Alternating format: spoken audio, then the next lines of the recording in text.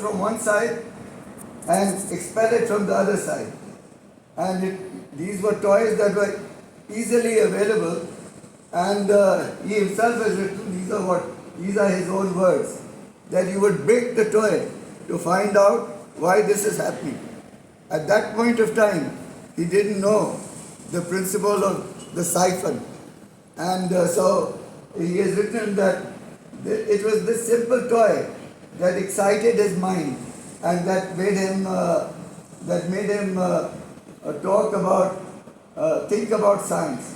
So this is just a diabetic elephant, there were diabetic horses and all kinds of things. But this is how he got interested in science.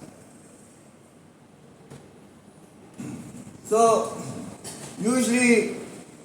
normally one acquires the religion of one's birth.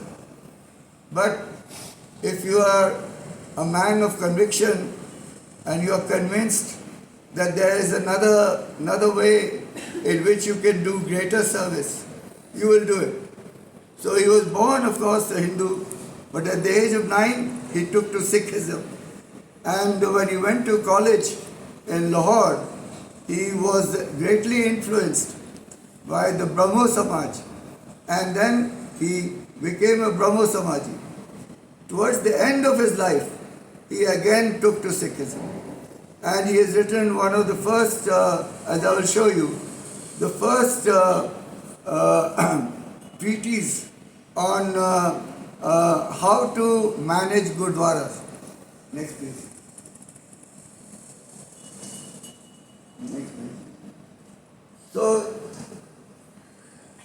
he was a professor of chemistry, but he put all his knowledge he applied his knowledge. He of course started a workshop attached to the Punjab Science Institute in 1888 and was able to get lathes and other instruments from the railways when they were not in good condition, but he would get them and use them. And in this case, he did two things. For schools and colleges in the Punjab, they started making glass scientific equipment, pipettes, small devices, and these were so accurate that up to now, the Punjab was entirely dependent on British imports. But his small company that was established in Lahore started making these glass instruments for schools and colleges, and he made a big name, and he made a lot of money in doing this. Also he built one of the first sulfuric acid factories in Lahore, and from there also, because you can imagine, to educate 5 sons in the UK at that point of time required a lot of money. So it's not only doing good, but it's also generating enough wealth to do good. And so this is one of the aspects of a person's life, that that there are multi aspects to your life. It's not only science, it's not only academics, but it's the whole life that you are living. And he actually lived that life in all its ways. Next slide. So he was greatly influenced by a special teacher. I won't go into this, just to tell you that sometimes teachers influence you so much that you take to a subject. You start liking that subject. And this was a special teacher, Kashinath Chatterjee, who was in Lahore. So this is very interesting. Professor Grover has mentioned this. So in 2017, a book was published, a prize-winning book, by a German historian known as Amelia Bonia. She was an Oxford scholar. And this book was on how the telegraph came to India. It's called News of the Empire. And there are 2 pages devoted to Ruchi Ram because of a very special thing that he did. You know, these days, most of the weather stations are connected by computer. In those days, in 1885, since the British had introduced telegraphy, 120 weather stations were connected by the telegraph. He was about 22 years old, and suddenly one day the telegraph, the data from the telegraph from these 120 stations started coming, showing that there was an impending cyclone in the Bay of Bengal. These days you can't even imagine a 22-year-old or 23-year-old being given the responsibility. But he was there all alone, his superior was not there. On the basis of the data that he got, he himself issued a warning to all the neighboring places that a very high powered cyclone is coming. And it caused a lot of destruction, but because of his timely caution, this ultimate calamity was saved.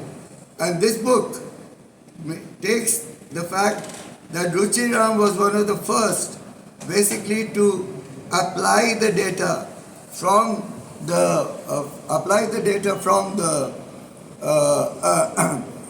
from these weather stations for such a good purpose. So he was a professor of chemistry and he was much liked. But as what happens is, he was an Indian, and during the latter part of his life, of his academic life, when he was about to retire, and there was a post of professorship, and a young Britisher who was a very young chemist, he superseded him. This old professor Ruchi Ram, he superseded him, and Ruchi Ram was absolutely devastated that such a young person should supersede him, and so he gave up teaching at that point of time. But as you'll see, that was really very interesting because, next please. Okay, I'll tell you what happened, but let me tell you what he is very well known for. So he used to charge 1 anna for his lectures. So you may say, why charge anything, for a popular lecture? But this was part of the principles that he had, and he talked on a variety of subjects that people, the common man, were not really aware. For instance, elements of weather, soap making. The water Lahoris drank before 1880. This is very interesting. Before 1880, Lahoris drank water like any other city. But in 1880, Lahore got a pipe system of water. And as is usually the case with us, the local people in Lahore distrusted this water. They didn't want to drink from piped water. So what he would do, whenever he went to the bazaar, he would make a point to drink that water from the pipe. And people would, shun him. And he would say, this water is better than the water that you are drinking. So this talk is basically on the advantages of, that if there's modern technology and you're convinced that it's good, then it's your duty to convince others. So this was one of the points that, pure and impure air, electricity in the service of man, electroplating, glass making. How does the telegraph speak? The Punjab minister, many, many. And usually, even at 1 anna per ticket, a number of people used to come. And this is one of the abiding legacies of a man who did so many things. So as I was saying, he wrote a number of books. This book, I have this Awakening of Asia. I don't know whether they have a copy in Punjab University or not. This is very interesting. So it's not only he was a chemist. This book basically talks about economics. It talks about a German economy, the German bank, the Deutsche Bank, and how the Deutsche Bank gave lot of money for building a train line right from Europe across Asia into India and other parts. So there's always an economic aspect, and he was very interested in the economic aspect.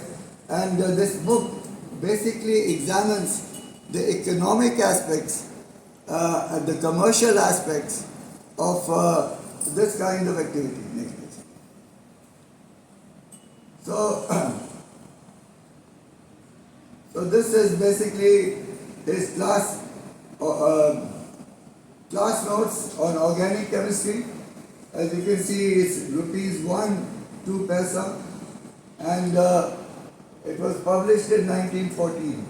I still have a copy of this, but this used to be quite prevalent at that point of time. So he was, during Lala Lajpat's life, he wrote a foreword, Ruchi Ram, this is it. Next please. So as I said, he was very interested in anything new. If he felt that it was worth doing, he would do it. So many people are very reticent, they don't like doing things new. But he became a Brahmo Samaji. There were a lot of liberal-minded people in Lahore at that time who were Brahmo Samaji. He became a Brahmo Samaji. And he's written a number of books on what they did, what the philosophy was. And so this is another history of the Brahmo Samaji. So he wrote to the British Cabinet Mission, Ruchi Ram Sahni. So you can see the chapters. This was done in 1946. They are about to go. So these are the contents. As you can see, this is not an ordinary man. But it's not only chemistry, he did everything. So this is what I was telling you about. Struggle for reform in 6 shrines. This is the first systematic analysis of how 6 shrines can be managed.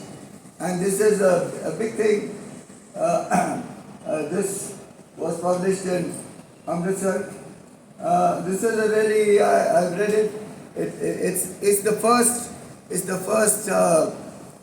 first book on the management of Gurdwaras. Next please. So, coming to his science, as I said, when he was superseded by a young Britisher, he left government college and decided to go to Germany. He went to Germany in August 1914, and as you know, in August 1914, the First World War was breaking through. So he went to Heidelberg, talked to the professor there. The professor there said, run away from Germany, don't stay here. I have a friend, Rutherford, he's in Manchester. It's safer for you to go to Rutherford in England than to stay here in Germany. Overnight, Ruchi Ram left Heidelberg and moved to Manchester.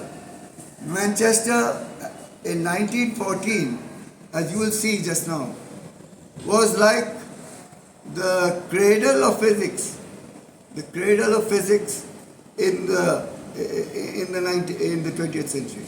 And I'll show you why. He wrote two papers there.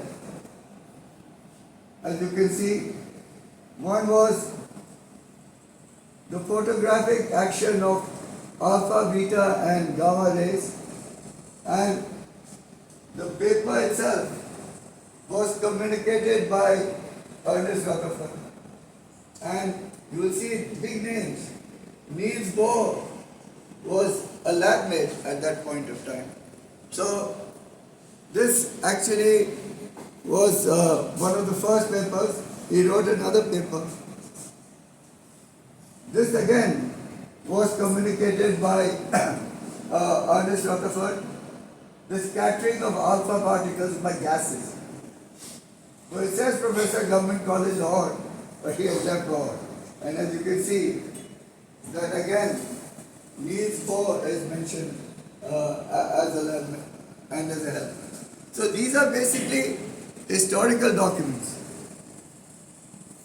And very recently, I was able to find his original plates in my uncle's home.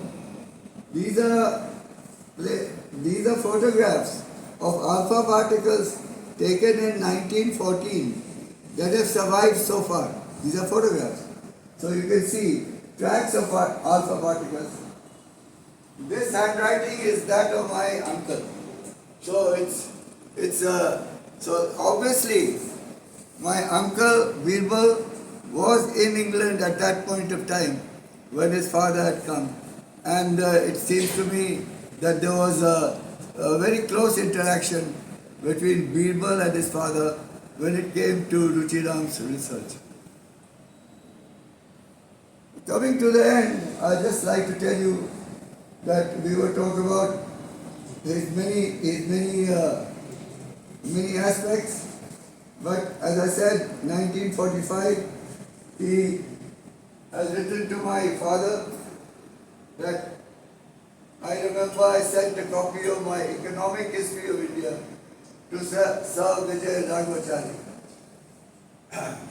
And this is a typical letter that all students expect from their fathers when they are abroad, money.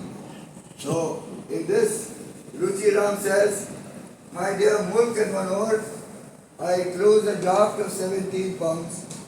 I will send a little more, 25 pounds. That is 20 pounds for Manohar's monthly allowance and $5, 5 pounds more extra. I hope Mulk has by this time set in a satisfactory thesis." So there are many vice chancellors here and many candidates. Even in those days, what happens today happened at that time. This is what my grandfather wrote to my father. "We are not surprised that the selection committee has been postponed. It would not be bad if the selection was put off for a couple of months longer. You could do a more research work. I hope you will be able to do another paper in a couple of months. Do send stopwatches, not more than 15 shillings." And this is a little bit about me when I was 4 or 5 years old. I couldn't help but writing it. "Children made me not a small contribution to my pleasure, Ashok's part being not the least. I hope he is still fishing in the carefree sea of life." So I'm still fishing.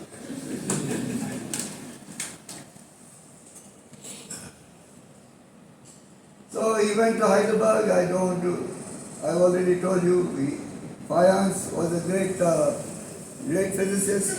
He sent him to Rutherford next week. So this is at Manchester. This is my Ruchi Ram as he looked there. Manohar, one of my uncles, and this is Birbal. This of course is Rutherford. That's his lab. But what I want to show you is the last slide. Just look at this. Manchester 1914, just So you have J.J. Thomson, who discovered the electron, Geiger, Moseley, Bragg, Rutherford himself, Niels Bohr, Chadwick, Blackett, Lovell of the telescope. So that was the time when all the great minds were in one place. And whether you call it luck or you call it the fact that he was superseded by a young Britisher that led him to this, whatever. But the end result was this, that he was there at the right time and he did something about it. Last slide, I think. So, as I said, our journey started in Bhera, a very old town, and for the time being, Ainscaped. Thank you very much.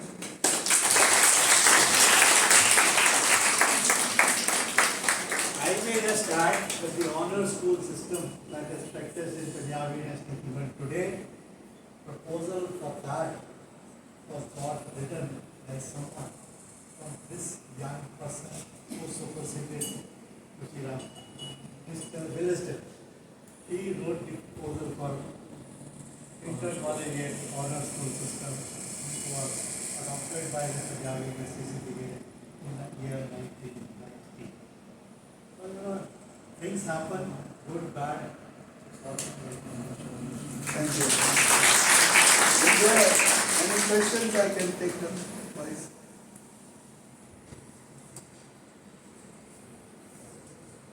No questions? Great call, Ashok.